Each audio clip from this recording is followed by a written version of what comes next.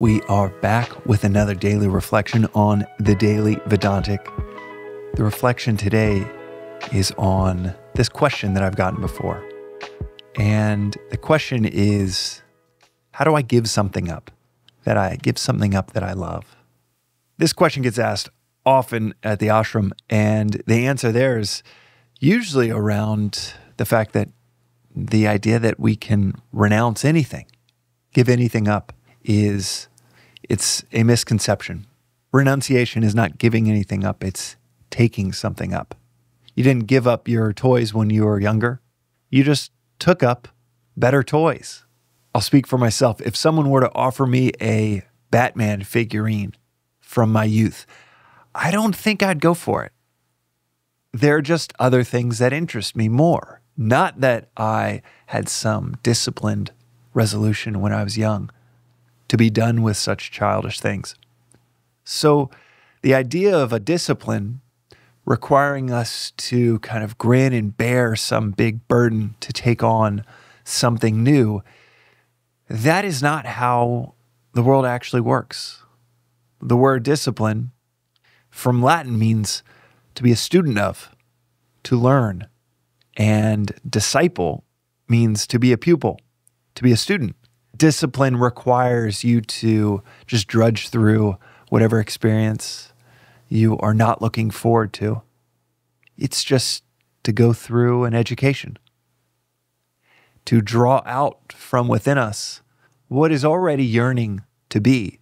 I yearned for better toys, and then better toys and better toys. I still love toys. They might be the newest music equipment that I might be fawning after and witnessing a desire for.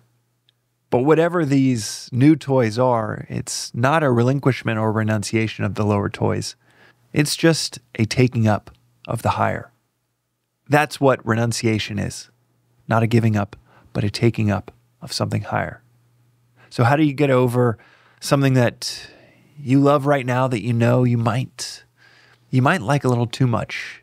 It might be outside of the realm of moderation. And you realize there might be an attachment that's working against you with how much you love chocolate, cookies, binge watching TV, social media, alcohol, gossip. Whatever that is, that recognition that it's outside the realm of moderation and it's probably in that unhealthy territory, too much of it, and it's working against you, that's brilliant. That's the first step. The second is to take up something higher. I know for myself, it was really easy for me to cut back on drinking. Now I don't drink much at all. But it was really easy for me to cut back once I learned that there's two studies now that have shown that one serving of alcohol can decrease your sleep by 17%. A second serving can decrease it by 30%. Once I learned that, then I was like, man, do I really want those 2 drinks where I think I'm going to get 7 or 8 hours sleep and I'm really only getting 4 or 5? No. It was actually just pure reason. It was not let me deal with this with discipline and overpower my desire. I just desired great sleep more than I desired a 1 or 2 beer buzz. There was really no price to it. It was just desiring something higher over something lower.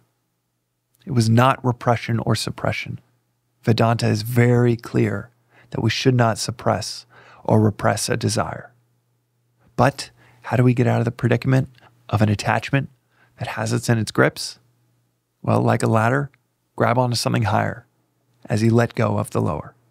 That might be better sleep. That might be a recognition that starting your morning each day with study or reflection on these eternal principles just happens to provide a great foundation for a great day. Just pure reason, not some idea, I need to do this, I should do this, and let me force myself to do this. But just a recognition that, wow, this is actually the reasonable choice because it's such a peaceful way to start my day.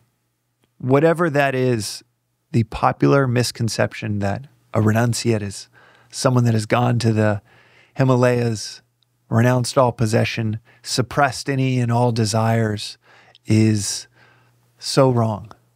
It's like taking a picture of a bird and pretending you're an ornithologist. The truth is, renunciation is taking up something higher. The lower falls away, just like the child and their toys. So the price, the effort within this discipline, within this philosophy, to take up the higher.